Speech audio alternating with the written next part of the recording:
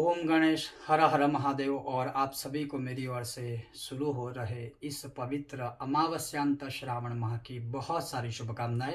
और हमने अभी बहुत सारे रिसेंटली वीडियो अपलोड किए और उस वीडियो को देखने के बाद बहुत लोगों ने हमें ये पूछा है कि गुरुजी ऐसी कोई बहुत संक्षिप्त हमें विधि बनाइए बताइए ताकि हम एटलीस्ट प्रैक्टिकली बहुत ही कम समय में हर रोज भगवान शिव का अभिषेक भी कर सके और पूरे श्रावण माह का फल प्राप्त हो, शिव कृपा प्राप्त हो और कम समय में हो। हालांकि मैं समझ सकता हूं कि यह जो कम समय वाला ऑप्शन है वो देश काल या अभी की परिस्थिति की वजह से है, तो वो ठीक है।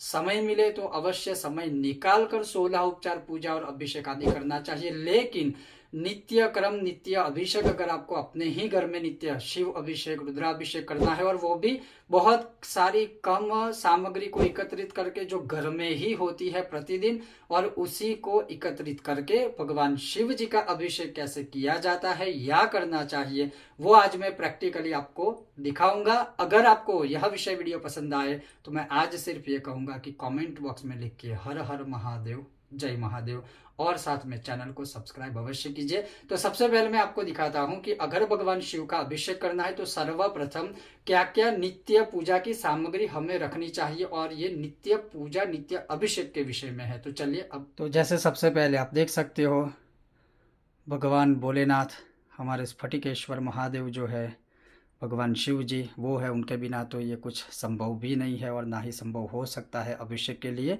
तो ये पहले तो महादेव जी होने चाहिए। उसके पश्चात हम आते हैं कि अभिषेक हम जो करने वाले हैं उनके ऊपर, जैसे आप यहाँ पर देख सकते हैं कि मैंने यहाँ पर एक कलश में गंगा जल लिया हुआ है। एक कलश में गंगा जल है। आप नित्य जल लेकर गंगा जी का भाव कीजिए अगर आपके पास नहीं है तब, अदरवाइज हर रोज गंगा जल से अभिषेक कीजिए। उसके बाद मैंने पीत चंदन, पीला चंदन है, उसमें बहुत सारी चीज़ें जैसे नॉर्मली जो मिश्रित करता रहता हूँ, थोड़ा सा केसर हो गया, थोड़ा सा कर्पूर हो गया, ये मैं पहले से बना के ऐसे रेडी रखता हूँ। तो चंदन चाहिए। मैं कुमकुम भी भगवान को लगाता हूँ। जिनको अभी भी स्टिल शंका संदेह है तो वो चाहे तो भी ना भी लगा सकते हैं, लेकिन मैं लगाता हूँ महादेव जी को, क्योंकि शास्त्रों में लिखा है कुमकुम चंदन लेपित लिंगम। फिर भस्म है, फिर काले तिल है, और मेरे महादेव के लिए मेरी जो रुद्राक्ष की माला है जिनसे मैं उनको श्रृंगार आदि करता हूँ अर्थात भगवान को पहनाता हूँ वह है। और मैंने यहाँ पर केवल एक पुष्प लिया है। एक पुष्प इसलिए लिया है क्योंकि ये नित्य पूजा पाठ के लिए है, नित्य अभिषेक के लिए। उसके पश्चात यहाँ पर जो है दीप है। हालांकि आपको 3 दीप लेने की आवश्यकता नहीं है। आज अमावस्या है जिस समय पर मैं यह वीडियो शूट कर रहा हूँ, बहुत ही क्विक। तो अमावस्या का मैं दीपदान हमेशा भगवान शिव जी को करने का प्रयत्न करता हूँ और हर रात्रि को करता हूँ, तो वो एक्स्ट्रा दीप है। लेकिन भगवान शिव जी के लिए स्पेशल जो एक दिया है वो मैंने पहले से यहाँ पर रेडी करके रखा है, तो वो आप देख सकते हो। फिर यहाँ पर 2 नैपकिन है, एक भगवान के लिए है और एक अपने हाथ को पोंछने के लिए है। तो ये सारी चीज़ें आपको पहले से रेडी करके रखनी है। और ये अधिक मैंने शुद्ध जल लिया है। जब भगवान का अभिषेक हो जाता है तो भगवान को फिर शुद्ध जल से भी स्नान करके स्वच्छ करके रेडी करके रखना पड़ता है।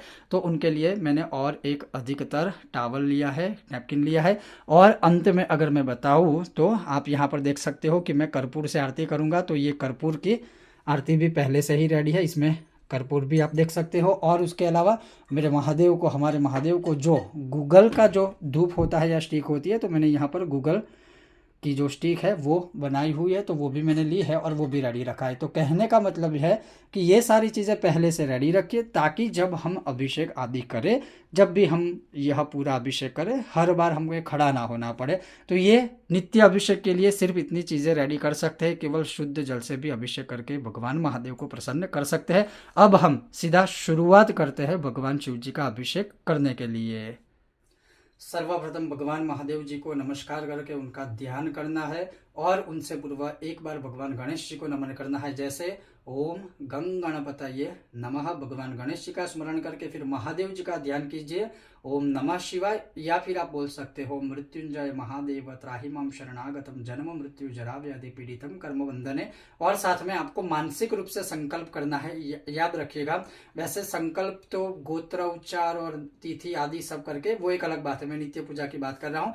दोनों हाथों से नमस्कार कीजिए, या फिर आप चाहे तो हाथों में जल लेकर भी हर रोज संकल्प कर सकते हो। और आपको केवल ये बोलना है कि यह जो पवित्र श्रावण माह पूरा है या श्रावण मास शुरू हो रहा है, या फिर मानिए किसी एक दिन भी आप अभिषेक करते हो तो उस दिन के लिए आप बोल सकते हो कि हे भगवान महादेव जी, हे भगवान रुद्र, आज मैं यथाशक्ति आपका अभिषेक करूंगा या करूंगी, आप मेरी ये कामना पूर्ण कीजिए। ये कामना का मतलब ये है कि हर एक की कामना अलग होती है, आपकी जो भी कामना है वह आप बोल दीजिए, और यह जो संकल्प वाला जल है वो किसी पात्र के अंदर छोड़ दीजिए। जैसे यहाँ पर मैंने पात्र रखा है उसमें छोड़ दिया, और फिर भगवान का अभिषेक हमें आरंभ करना है। और अभिषेक के लिए जैसे मैंने यहाँ पर गौश्रृंगी ली हुई है, तो आप गौश्रृंगी के माध्यम से अभिषेक भगवान का कर सकते हो। ओम सौराष्ट्रे सोमनाथं च श्रीशैले मल्लिकार्जुनम उज्जयिन्यां महाकालम ओंकालं ममलेश्वरम परल्यां वैद्यनाथं च डाकिन्यां भीमशङ्करं सेतुबन्धे तु रामेशं नागेशं दारुकावणे वाराणस्यां तु विश्वेशं त्र्यम्बकं गौतमी तटे हिमालये तु केदारं दृष्णेतं तु शिवालये एतानि ज्योतिर्लिङ्गानि सायं प्रातः पठेन्नरः सप्तजन्मकृतं पापं स्मरणेन विनश्यति। ओम मृत्युंजय महादेव त्राहि मां शरणागतम जन्म मृत्यु जरा व्याधि पीडितं कर्म बन्धनै। ओम नमः शिवाय, ओम नमः शिवाय, ओम नमः शिवाय, ओम नमः पार्वती पतये हर हर महादेव हर हर हर महादेव हर हर महादेव। उसके पश्चात भगवान को अभिषेक किया है तो शुद्ध जल से भी स्नान करवाइए और भगवान को अच्छी तरह से स्नान करवा दीजिए। और आप ओम नमः शिवाय या जो भी भगवान का श्लोक आता हो वो बोलिए। जैसे मैं बहुत बार नर्मदाष्टकम का पहला श्लोक बोलता हूँ, सबिंदु सिंधु सुस्खलस्तरंग भंग रंजितम द्विषत्सु पापजात जातकारिवारि संयुतं कृतं तद्वैत कालभूत भीतिहारि वर्मदे त्वदीयपादपङ्कजं नमामि देवी नर्मदे, देवी देवी नर्मदे नमामि देवी नर्मदे हर। फिर भगवान को जो है स्वच्छ जो नैपकिन है, स्वच्छ जो कपड़ा है उससे भगवान को पोंछ लीजिए। तो अब आप यहाँ पर देख सकते हो भगवान को मैंने शुद्ध कपड़े से वस्त्र से साफ करके अच्छी तरह से वहाँ रख दिया है। और अब भगवान को जो है हम सबसे पहले टीका लगाएंगे और भगवान का श्रृंगार आदि करेंगे। और उसके लिए जैसे मैंने आपको पहले ही बता दिया था कि मैंने पहले से ही चंदन है, कुमकुम है, उसमें थोड़ा सा रक्त चंदन भी मिश्रित किया है, और भस्म आदि जो है वो पहले से ही मैंने भिगो के रखा था रेडी करके। तो भगवान को आप भगवान मतलब ये मानिए कि शिव जी के ऊपर जैसे आप त्रिपुंड भी बना सकते हैं, आप ओम बना सकते हो, स्वस्तिक बना सकते हो, तो कोई दिक्कत नहीं है। और भगवान को चंदन का फिर लेपन करना है, और चंदन का लेपन भगवान को करना ये बहुत ही अद्भुत माना गया है। और अधिकतर मैं ये जो कर रहा हूँ ये लेपन है, ताकि ये आप 3 उंगलियों से त्रिपुंड के साथ इसको मत जोड़िएगा, मैं सिर्फ लेपन कर रहा हूँ। और लेपन करने के बाद फिर उसमें मैं अच्छे से कुमकुम करूँगा। और हर रोज़ भगवान महादेव को एक नए स्वरूप से श्रृंगार करना, कभी चंदन का लेपन करना, कभी कुमकुम का लेपन कर देना, कभी भस्म से लेपन करना, कभी पुष्पों से लेपन करना, कभी बेलपत्रों से लेपन करना, कभी पुष्प की माला से लेपन करना, ये हर रोज़ हम कर सकते हैं। तो आप अपने तरीके से भगवान को अच्छे से लेपन कर सकते हैं। अभी ये लेपन जब सूखेगा उसके बाद बहुत ही सुंदर दिखेगा। तो मैंने यहाँ पर चंदन का लेपन किया, और उसी लेपन में क्योंकि शक्ति बिना शिव भी मतलब कह सकते हैं कि अकेले है, या शिव बिना शक्ति अकेली है, और शिव और शक्ति जब होंगे साथ में तभी पूरा समस्त संसार और पूरा सर्व जो जगत है, विश्व है, वो चल सकता है या चलता है। तो मैंने यहाँ पर फिर आप देख सकते हो मैंने कुमकुम से भी टीका लगाया है, और साथ में भस्म जो भगवान भोलेनाथ को प्रिय है उनके बिना तो कैसे चल सकता है। तो मैं यहाँ पर भस्म लगा रहा हूँ अच्छे से। ओम त्र्यंबकं यजामहे सुगंधिं पुष्टिवर्धनम् उर्वारुकमिव बंधनान् मृत्योर्मुक्षीयमामृतात्। तो भस्म भी हो गई भगवान की प्रिय, चंदन का लेप भी हो गया, कुमकुम चंदन लेपित लिंगम, कुमकुम भी हो गया। तो भगवान भोलेनाथ को जो सर्वाधिक सर्वस्व जो प्रिय है वो सब कुछ आ गया। और यहाँ पे जो भस्म का जहाँ पर मैंने लेपन किया है वहाँ पर मैंने चंदन का टीका भी लगा दिया। तो आप देख सकते हो कि भोलेनाथ अभी जब ये सूखेगा चंदन कुमकुम आदि इतने सुंदर दिखेंगे कि मतलब भगवान के सामने से खड़े होने का भी हमें मन नहीं करेगा, इतने भोलेनाथ सुंदर दिखेंगे। तो ये इस प्रकार से लेपन कर दिया। अब उसके बाद आप वैसे पुष्प यहाँ पर रख सकते हैं, यहाँ पर भी रख सकते हैं। मैं यहाँ पर पुष्प चढ़ाऊंगा और ये सारी जो क्रियाएं है, लेपन है, पुष्प चढ़ाना, बेलपत्र चढ़ाना, जो भी आपको प्राप्त हो नित्य पूजा के लिए वो ऐसे चढ़ा के फिर ओम नमः शिवाय बोल के अर्पण कीजिए। और अभी जो है वो भगवान शिव जी के लिए रुद्राक्ष की माला है जो नित्य ही मैं भगवान को पहनाता हूँ और ये भगवान भोलेनाथ के लिए ही है। तो ये रुद्राक्ष की माला हो गई। कभी कभी मैं इस तरह से रखता हूँ, भोलेनाथ सुंदर दिखते हैं। और कभी कभी मैं आपको डबल जो है श्रृंगार करके, डबल माला करके वो भी दिखा देता हूँ। तो आप देख सकते हैं लंबी माला थी तो मैंने इस प्रकार से उसको 2 लाइन में परो के भगवान को पहना है, क्योंकि मैं स्वयं शूट भी कर रहा हूँ, पूजा भी कर रहा हूँ, सारी चीज़ें, इसलिए मैं आपको दिखा नहीं पाया वो दोनों हाथों से कैसे मैंने पहना ही। तो इस प्रकार से ये हो गए भगवान सुंदर रूप से रेडी। कुछ ज़्यादा कोई विशेष प्रयोग नहीं है, कुछ ज़्यादा विशेष ऐसे कोई कुछ भी है नहीं। ये नित्य अभिषेक की विधि है, बहुत ही संक्षिप्त में, आप इसी तरह से हर रोज कर सकते हो। अब भगवान को दीप दान करना है, अर्थात भगवान के आगे दिया प्रज्वलित करना है। तो भगवान की राइट हैंड साइड, जो मैंने पहले भी इस विषय में वीडियो बनाए थे, भगवान की राइट हैंड साइड जो है वह यहाँ पर गौ माता के घी का दीपक होगा जो हम महादेव जी को प्रदान करेंगे। और जो धूप बत्ती है वह भी हम प्रज्वलित करेंगे, प्रदान करेंगे भगवान के सामने, भगवान को। और वो मैं यहाँ पर रख रहा हूँ। तो आप देख सकते हैं यहाँ पर धूप बत्ती हो गई। तो शिव जी की राइट हैंड साइड में गौ माता का घी का दिया और लेफ्ट हैंड साइड में यह धूप बत्ती है, और दोनों में प्रज्वलित कर देता हूँ। तो अब आप यहाँ पर देख सकते हो मैंने भगवान को दीप भी अर्पण किया है और धूप बत्ती भी। अब बहुत लोग मुझे ये पूछते हैं कि गुरुजी शिव जी को दीपदान कैसे करना, मतलब क्या किसी महादेव में जाकर किसी को दिया दान करना है? तो ऐसा नहीं है। देखिए, सबसे पहले आप दीप प्रज्वलित कीजिए, जैसे आप यहाँ पर देख सकते हो मैंने दीप प्रज्वलित किया है।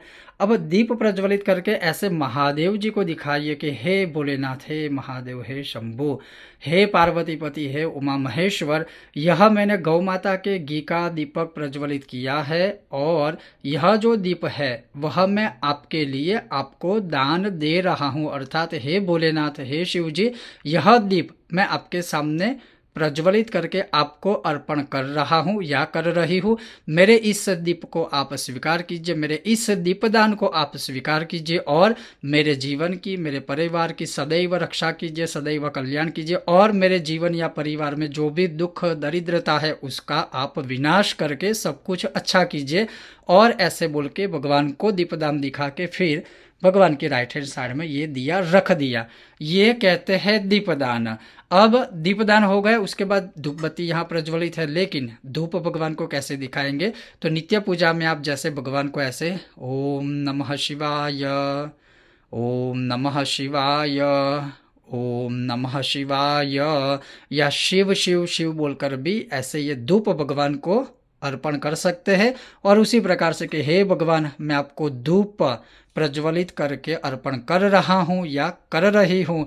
जैसे धूप सुगंधमय होता है, उसका काम होता है कि घर के जीवन की नकारात्मकता को दूर करना, उसी प्रकार से भगवान आप यह धूप स्वीकार करें और मेरे जीवन की, मेरे घर में जो भी सारी नकारात्मकताएं है वह दूर कीजिएगा। इस प्रकार से भगवान को धूप अर्पण किया, दीप अर्पण किया। और जैसे रुद्राक्ष की माला ये मेरी प्रतिदिन की है, नित्य की है, लेकिन आप अगर पहली बार चढ़ा रहे हो तो ओम नमः शिवाय या मृत्युंजय महादेव बोल के आप अर्पण कर सकते हो। उसके बाद जो काले तिल मैंने आपको बताए थे, तो नित्य पूजा में ज़्यादा नहीं तो इतने थोड़े थोड़े, एक मुट्ठी या तो फिर एक चुटकी भर जितने भी चढ़ाएंगे तो भी चलेगा। और भगवान शिव जी के ऊपर ऐसे करके, या जैसे मैं अगर बताऊँ दिखाऊँ आपको, एक चुटकी जितने मैंने ये काले तिल लिए हैं और भगवान शिव जी के ऊपर ऐसे अर्पण किए। और उस टाइम पे आप 2 मंत्र बोल सकते हो। एक, ओम त्र्यंबकम यजामहे सुगंधिम पुष्टिवर्धनम उर्वारुकम इव बंधनान् मृत्योर्मुक्षीयमामृतात्, या फिर ओम मृत्युंजय महादेव त्राहि मां शरणागतम जन्म मृत्यु जरा व्याधि पीड़ितम कर्म बंधनैः, हे महारुद्राय नमः। यह काले तिल मैंने आपको अर्पण की है, आप उसका स्वीकार कीजिए। इस प्रकार से काले तिल अर्पण कीजिए। और फिर अंत में प्रायश्चित रूप से हमें कर्पूर गौरम या कर्पूर से भगवान की आरती करनी है। अंत में भगवान की ऐसे आरती करनी है। हालांकि आप आरती करते हैं उस समय पर आपको घंटानाद अवश्य करना चाहिए, लेकिन मैं एक हाथ से वीडियो उतार रहा हूँ, वीडियो शूटिंग कर रहा हूँ, इसलिए मैं वह नहीं बजा पाऊंगा, लेकिन आपको घंटानाद भी करना है। ओम कर्पूर गौरम करुणावतारम संसार सारम भुजगेन्द्रहारम सदा वसन्तं हृदयारविन्दे भवं भवानी सहितं नमामि। मंगलम भगवान विष्णु मंगलम गरुड़ध्वज मंगलम पुंडरीकाक्ष मंगलाय तनोहरि सर्वमंगलमांगल्ये शिवे सर्वार्थसाधिके शरण्ये त्र्यंबके गौरी नारायणी नमोस्तुते। इस प्रकार से आरती भगवान की कर लेने के बाद जल से सिर प्रदक्षिणा करना है। जल ही प्रदक्षिणीकृत्य, फिर हाथों से, दोनों हाथों से भगवान को ऐसे आरती देनी है। देवता भी वंदनम, और उसके बाद स्वयं को आरती ले लेनी है, दोनों हाथों से ही लेनी है। मैंने फिर से कहा कि मैं वीडियो भी शूट कर रहा हूँ इसलिए, अन्यथा दोनों हाथों से ऐसे आरती लेके सबसे पहली बार अपने सिर के ऊपर, फिर अपने गले के ऊपर, और तीसरी बार अपने हृदय के ऊपर हाथ रखिए। और फिर जो अपना हाथ है उसको किसी पात्र में धो दीजिएगा और आरती जो है वह सुरक्षित स्थान पर रख दीजिएगा। तो इस प्रकार से नित्य हम भगवान की आराधना, अभिषेक संक्षिप्त में कर सकते हैं। और अंत में सिर्फ क्षमा याचना करनी है कि भगवान से माफ़ी मांगनी है कि अगर अनजाने में हमसे कोई गलती हुई हो, कोई भूल हुई है इस पूजा के दौरान, तो हमें क्षमा कीजिएगा और हमारे इस अभिषेक का आप स्वीकार कीजिएगा। इस प्रकार से आपने पूरा नित्य अभिषेक देखा, जो बहुत ही संक्षिप्त में है और ज्यादा कोई विशेष विधि विधान आदि नहीं है। इसी प्रकार से हर रोज आप प्रातः काल भगवान शिव जी का अभिषेक करके अपने दिन का आरंभ कर सकते हो। और मैं कहता हूँ पूरे 30 के 30 दिन अर्थात पूरे महीने तक इसी प्रकार से हर रोज संक्षिप्त में इतनी ही सारी चीजों के साथ, इतनी ही सामग्रियों के साथ भगवान महादेव जी का अभिषेक करके महादेव जी को प्रसन्न कर सकते हो। और जैसे मैंने कहा कि संकल्प में हर एक की कामनाएं अलग होती है, तो आपकी जो भी कामना हो, अगर कोई कामना ना हो तो फिर हम ये भी कह सकते हैं कि बस शिव कृपा प्राप्त हो, भगवान शिव का आशीर्वाद प्राप्त हो, इसीलिए मैं यह अभिषेक कर रहा हूं या कर रही हूं। इसी प्रकार से हर रोज आप अभिषेक कर सकते हैं। और मैं फिर से स्पष्टता करूंगा, यह केवल नित्य संक्षिप्त समय में अर्थात कम समय में संक्षिप्त पूजा, संक्षिप्त सामग्री शायद हो ना हो, जो भी हमारे पास प्राप्त हो, उससे कैसे अभिषेक किया जाता है वह मैंने आपको श्रवण करवाया। अगर आपको यह विषय वीडियो पसंद आता है तो लाइक करें, शेयर करें, चैनल पर नए हो तो सब्सक्राइब कीजिएगा। और अंत में एक बार पुनः मैं एक चीज स्पष्ट करना चाहूंगा कि अगर आपने पूरे महीने का संकल्प लिया है कि मैं पूरा महीना यह अभिषेक इसी प्रकार से करूंगा या करूंगी, तो महीने के अंतिम दिन में अर्थात जो अंतिम दिन होता है पूरे अमावस्या तो श्रावण माह का, उसी दिन आपको हाथों में जल लेकर संकल्प फिर से छोड़ना है। अर्थात बोलना है कि मैंने संकल्प के अनुसार यथाशक्ति है महादेव जी आपका नित्य अभिषेक आदि किया है, आप उसका ग्रहण कीजिए, आप उसको स्वीकार कीजिए। और अगर मुझसे कोई गलती आदि हुई हो तो उसको क्षमा कीजिएगा। मैंने संकल्प के अनुसार आपकी पूजा पाठ भक्ति आराधना जब तब किया है वह आप स्वीकार कीजिए। ऐसा बोल के वह संकल्प का जो जल है वो किसी पात्र में छोड़ दीजिए, वह जल किसी अन्य पवित्र जगह पर विसर्जित कीजिए। और साथ में नित्य यह जो हम शिव अभिषेक करते हैं उसका जो जल या जो भी द्रव्य है वह हम ग्रहण नहीं कर सकते हैं, उसको पवित्र जगह पर ही विसर्जित करना है।